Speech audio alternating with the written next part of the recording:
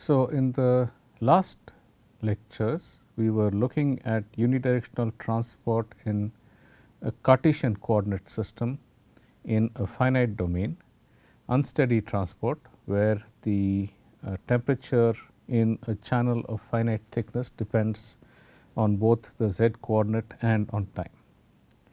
So, I will first revise the sequence of operations that we had carried out and go through the important steps in this process, okay, so that we can continue our discussion. Okay. So, this is unidirectional transport Cartesian coordinates.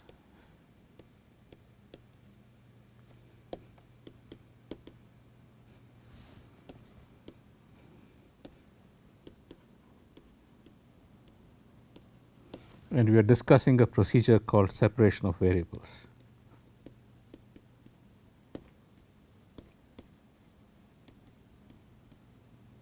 Okay. So, we had a finite channel, okay, a finite fluid domain, z star is equal to 0 to z star is equal to 1, where the scaled coordinate was defined as z star is equal to z by h, where h is the height of the channel. Okay.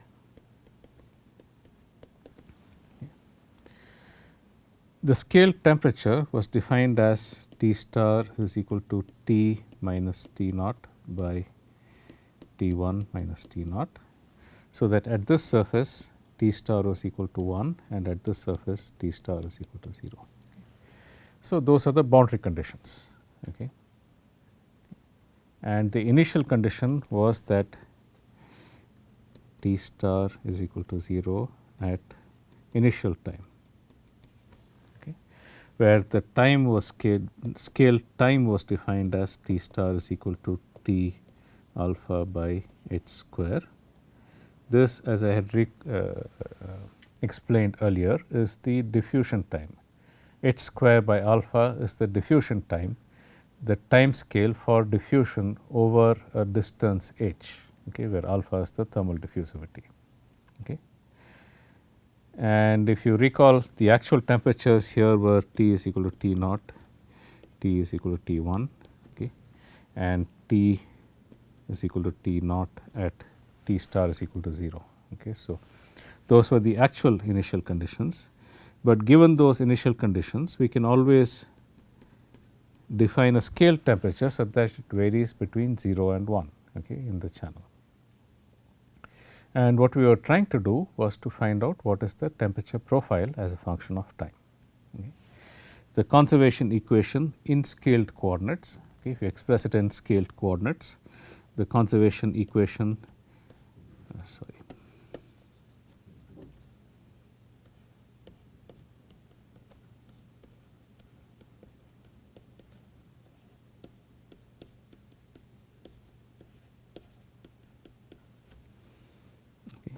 the conservation equation is now independent of any parameters. Okay. The conservation equation, when expressed in scaled coordinates, is independent of any parameters, and the boundary conditions are T star is equal to 1 at z star is equal to 0, T star is equal to 0 at z star is equal to 1.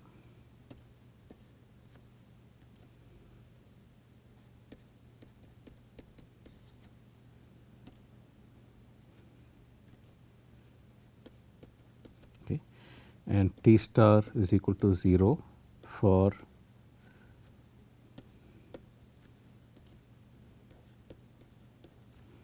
z star greater than 0 at initial time. Okay. So, these were the initial and the boundary conditions. Okay. So, if I plotted the temperature here, okay, initially the temperature is 1, T star is equal to 1 at z star is equal to 0, it is 0 everywhere else. Okay. And as time progresses, the temperature, okay, has, okay, a form like this and then later a form like this and then so on. Okay. until in the long time limit the temperature has a linear profile, okay, because there are no sources and sinks in this channel. Therefore, at steady state in the long time limit, the time derivative is 0, which means that the temperature has to be a linear function. Okay. So, this is increasing time.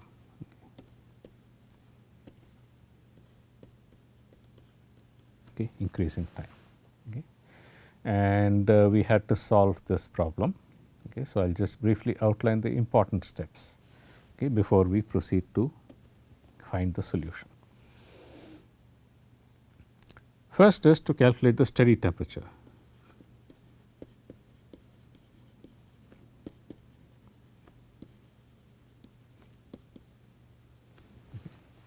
At steady state, the temperature just satisfies the equation d square T steady by dz square is equal to 0. From that you get the steady temperature 1 minus z.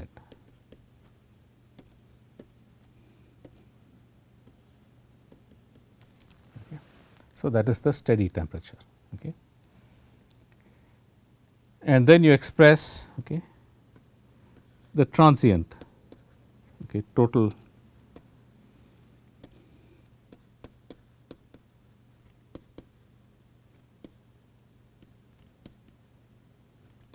is the sum of the steady plus the transient. Okay. Therefore, T is equal to the steady plus the transient.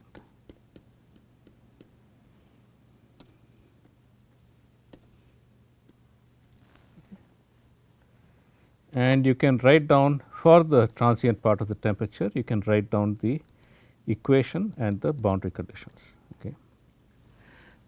I had written that for you in the last lecture. Okay. So, the equation for the transient temperature turns out to be the same as the equation for the steady temperature. So, what you do is you take the total temperature field, okay, which is shown in here. Okay. That is the equation for the total temperature field. Substitute T star is equal to the steady plus the transient part. Okay. And the equation for the transient part becomes the same as the equation for the total temperature. Okay.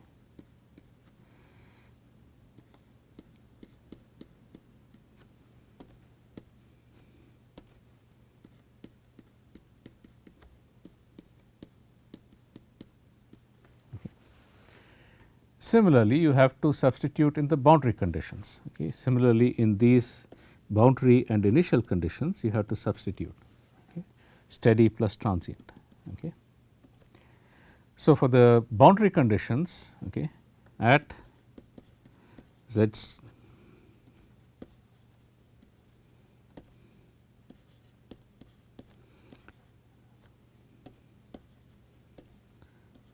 star is equal to 0, the total temperature is equal to 1. Okay. And we know that the steady part is also equal to 1, okay, which implies that the transient part of the temperature is equal to 0. Okay. At z star is equal to 1, the total temperature is equal to 0, the steady part is also equal to 0. Okay. The steady part is 1 minus z. So, at z is equal to 1, the steady part is also equal to 0, which implies that the transient part also is equal to 0. Okay. And at T star is equal to 0 for z greater than 0. Okay. The total temperature has to be equal to 0. Okay. The total temperature is 0 at that initial condition. Okay.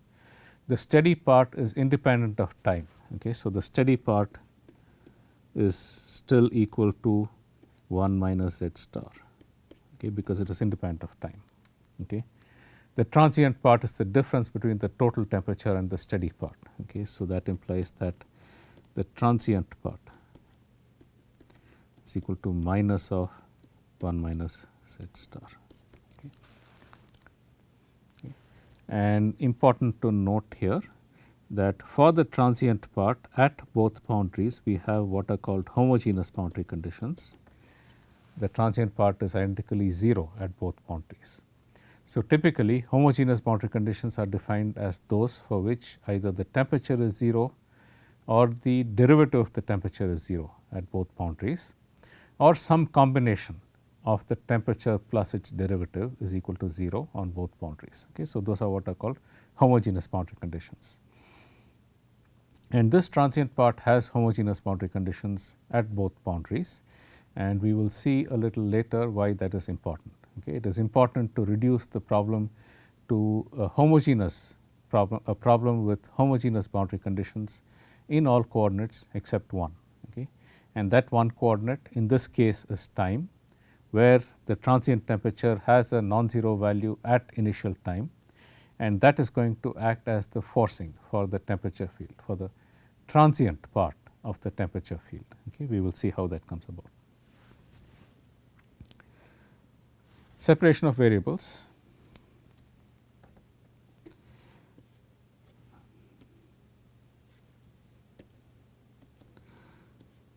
The transient part is equal to a product of two functions f of t times z of z.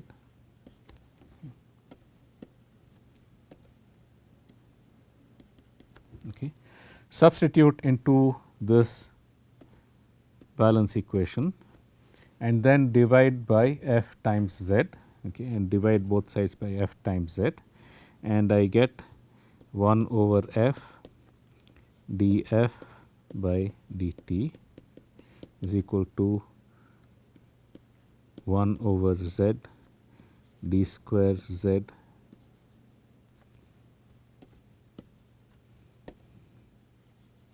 by dz star square. Okay. Substitute and divide throughout by f times z, and total derivative is used in this case because f depends only upon t and capital Z depends only upon z star. Okay. So, that is the reason I have used total derivatives here. Now, the left and the right sides of the equation are both equal to constants, because the left side is only a function of time, the right side is only a function of z. If they were not constants, then if I kept z a constant and changed t, the left side would change, the right side would not, okay, and the equality is no longer valid. The equality will be valid for all values of z and f only if both sides are equal to a constant. I had argued last time that that constant has to be negative. 1 over f df by dt is equal to a constant. Okay. The solution is the solution is that f is equal to exponential of that constant times time. Okay. If I have an equation of the form 1 f df by dt is equal to some constant c, df by dt is c times f, and therefore, log f is e power c t, okay, and this gives us f is equal to e power c t times some constant, okay, times some constant of integration. That is the solution of this equation. Okay. If that constant is positive, then f is increasing exponentially in time, and if that constant is negative, then f is decreasing exponentially in time. For this physical problem, we would expect the temperature to decrease to its final steady state value as time progresses. Okay. It has to reach its final steady state value as time progresses, and therefore, this function f has to be an exponentially decreasing function of time. Okay. This function f has to be exponentially decreasing function of time. Okay. Just from the requirement that the transient part of the temperature has to decrease to 0 as time progresses. So, I had written it as minus beta square, where beta is some number, and substituted that into, and so each of these is equal to e power minus beta square. That means that this f, the solution for this is some constant, okay, times e power minus beta square t star. Okay. some constant times e power minus beta square t star. Okay. That is the solution for f. It is exponentially decreasing, so that the temperature transient part goes to 0.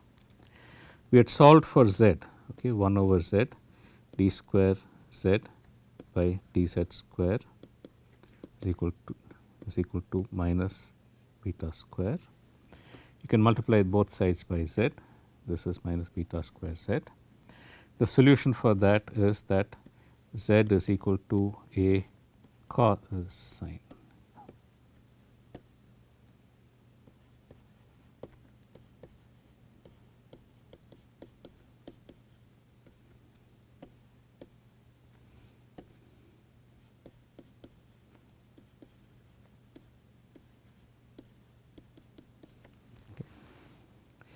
And then we have to apply the boundary conditions. At z star is equal to 0, capital Z has to be 0. It has to be 0 on both boundaries. Recall that we had homogeneous boundary conditions in the z coordinate here. Okay, recall that we had homogeneous boundary conditions in the z coordinate. So, therefore, it has to be 0 on both boundaries. Okay. I will call this something else. Okay. It has to be 0 on both boundaries. Okay. At z is equal to 0, capital Z is just equal to b. Okay. So, b has to be 0. Okay. And at z equals 1, okay, capital Z has to be equal to 0. Okay. So, the solution for that is either that a is equal to 0, in which case the solution becomes identically 0 everywhere, or that sine of beta is equal to 0. Okay. So, either a has to be equal to 0 at z equal to 1, or sine of beta equals 0 at z is equal to 1. The former gives you a trivial solution, z is 0 everywhere. Okay. That does not satisfy the conditions, the initial condition.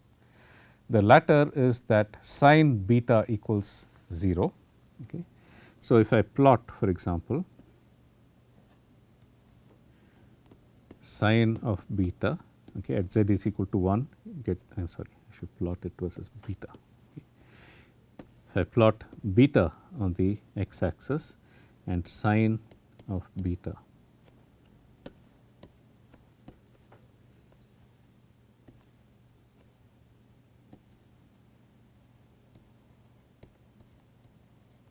on the y axis, I get a function that is oscillatory, okay, and it passes through 0 at beta equals pi, 0, 2 pi, 3 pi, etc. Okay. So, there are a finite set of points. Well, there is an infinite set of points, but these points are separated. Okay. These are an infinite set of points which are separated by pi, okay, where it goes through 0. Okay. So, the condition that sine beta has to be equal to 0 when z star is equal to 1 gives you the value of beta. Okay. This gives you that beta has got to be equal to n times pi. Sorry, I had used I last time, so let me just use that. Okay. Beta is equal to I times pi, where I is an integer. Okay. In general, it could be positive or negative, but the value for negative beta is the negative of the value of positive beta. Okay. So, it is sufficient to consider just beta going from 1 to infinity. Okay.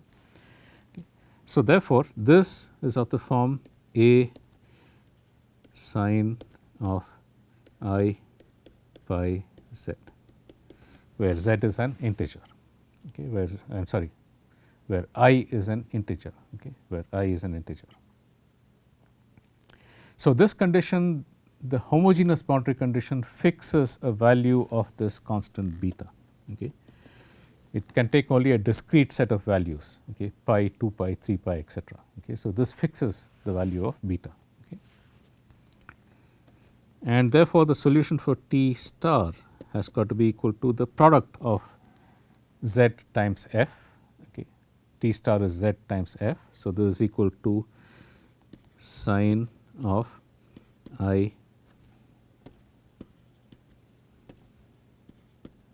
pi z star e power minus beta square is I pi the whole square t star times a constant, okay, and this is a solution for any integer value of I.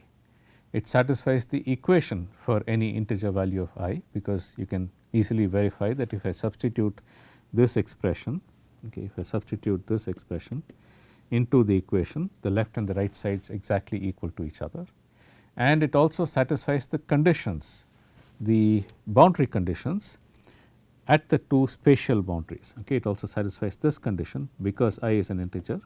It also satisfies this condition at the two spatial boundaries. Okay. So, this is a solution for any value of I. That means that the most general solution is the summation of all of these functions. Okay. The most general solution will be the summation of all of these functions of a coefficient I is equal to 1 to infinity of a coefficient times sin I pi z times e power minus I pi the whole square times t. Okay. So, this satisfies the equation, it satisfies the two spatial boundary conditions. What it has not yet satisfied is the initial condition. Okay. Initial condition t, this should be the transient, I am sorry, it is the transient part. Initial condition is that t is equal to 0 at initial time, that is at t star is equal to 0, which implies that sigma of I is equal to 1 to infinity of a I sin of I pi z is equal to, t is not 0, it is minus of 1 minus z star. Recall, this is the initial condition.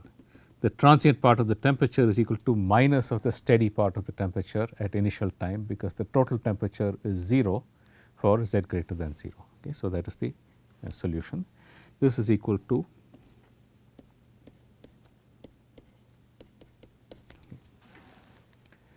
and I had showed and I had told you the last time that this can be solved using what is called the orthogonality relation. Okay. So, what you do is you multiply both sides. Okay. So, let me write it here, multiply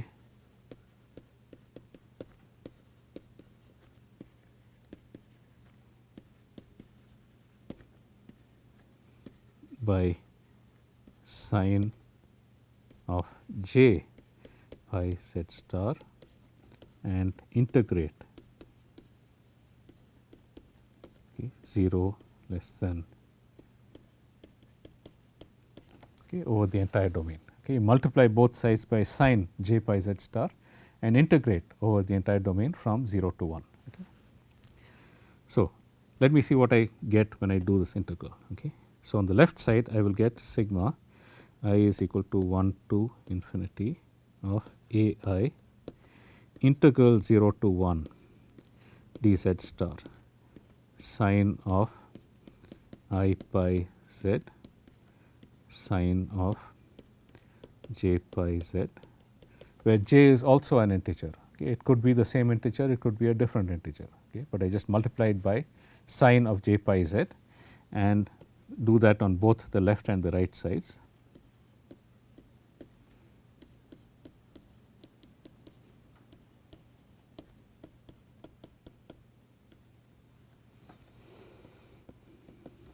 Okay, from 0 to 1. Okay. Do that on both the left and the right hand sides. Okay. So, let us see what these integrals give us on the left and the right hand sides. Okay. So, first integral 0 to 1 dz sin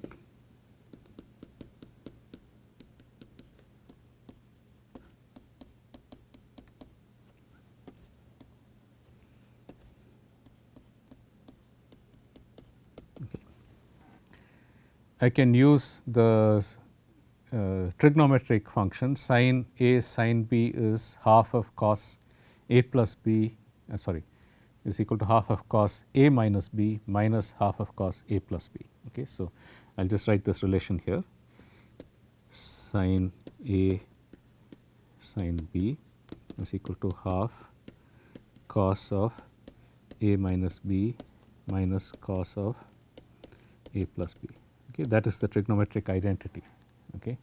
So, I can use that here to get integral 0 to 1 dz, okay, half cos of I minus j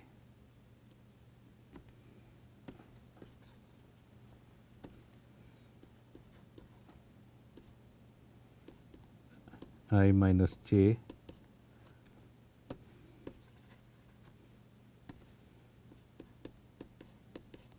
pi z minus cos of I plus j pi z, okay, using this trigonometric identity. Okay. And then I can do the integral. Integral of cos is a sine function. Okay. So, I will get half of sine of I minus j pi z, okay. Integral of cos is sine by I minus j into pi minus sine of I plus j pi z by I plus j pi. When I and j are integers, the sine function is always I plus j pi, sine function of sine of I plus j pi is always equal to 0. Okay. This has to be taken the difference between 0 and 1, okay, the difference in z between 0 and 1. Okay. So, this term is equal to 0 and I basically get this is equal to half of sine of I minus j pi by I minus j into pi, okay. Okay, because this term, the sine function here is equal to 0. I minus j is also 0, okay. Sine of I minus j pi is also 0. Okay. However, for the special case where I is equal to j, I have both the numerator and denominator tending to 0. Okay. Okay. So, in the first term here, the upper limit is just equal to this function. In the lower limit, z is equal to 0. So, the sine function is 0. Okay. So, this is 0, okay, except when I is equal to j. Okay. So, this is equal to 0 for I is equal to j, and this is equal to 1 by 2. Okay. Sine of x divided by x in the limit as x goes to 0 is equal to 1. Therefore, half of that is equal to half for, okay, I is equal to j.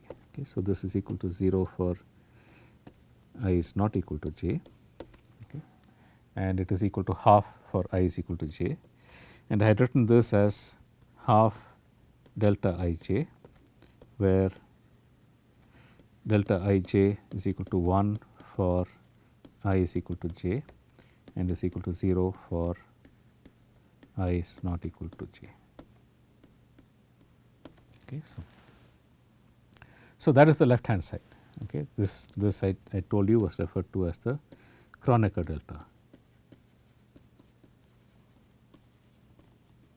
Okay. It is equal to 1 when I is equal to j and it is equal to 0 when I is not equal to j. Okay. So, therefore, on the left hand side I have summation I is equal to 1 to infinity a I delta I j by 2, okay, half of delta I j, okay, is the integral.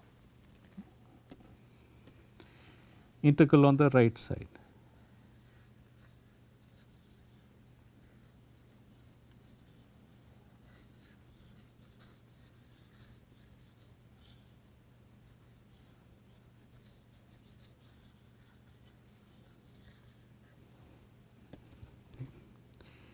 Minus integral dz 1 minus z sine of j pi z between 0 and 1. Okay. Okay, I can do this by integration by parts. Okay.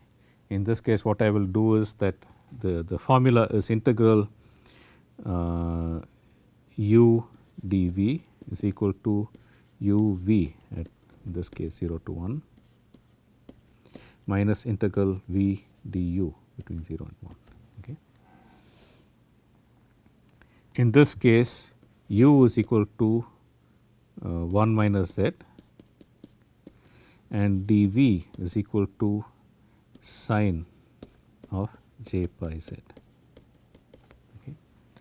Therefore, du is equal to minus dz and V has to be equal to okay, and V has to be equal to minus cos of j pi z by j pi. Okay. The integral of a sine function is a cos function. Okay. So, I just substitute this. Okay. Okay. And there is a negative sign outside. So, I will keep the negative sign here. Okay. And I get u times v, that is minus 1 minus z cos j pi z by j pi between 0 and 1, okay, minus integral 0 to 1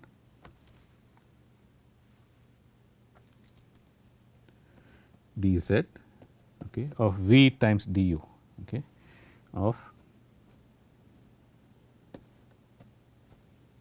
okay. So, minus dz is du times v is minus cos of j pi z by j pi, okay, using this substitution. Okay.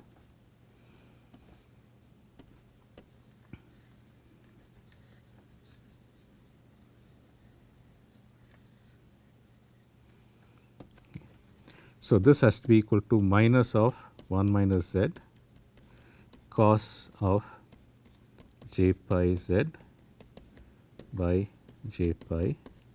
Okay. So, there is a negative sign outside and there is a negative sign inside. So, these two will give me between 0 and 1. Okay.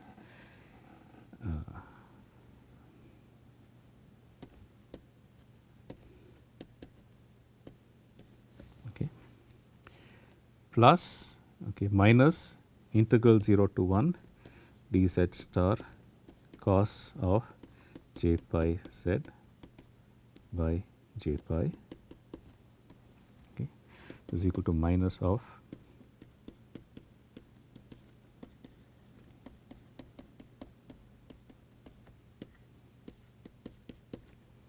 between 0 and 1.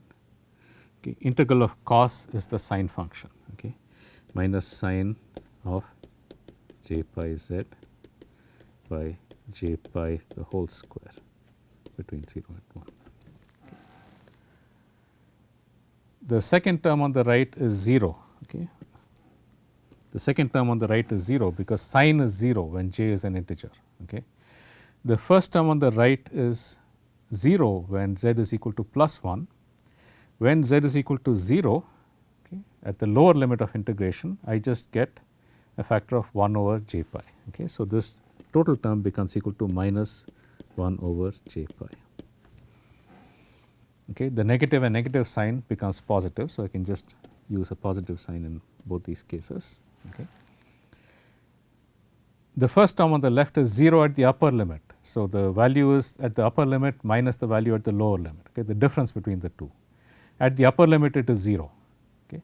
At the lower limit when z is equal to 0, cos is 1, okay. 1 minus z is 1, and since I am subtracting out the value at the lower limit, this just becomes equal to minus j pi.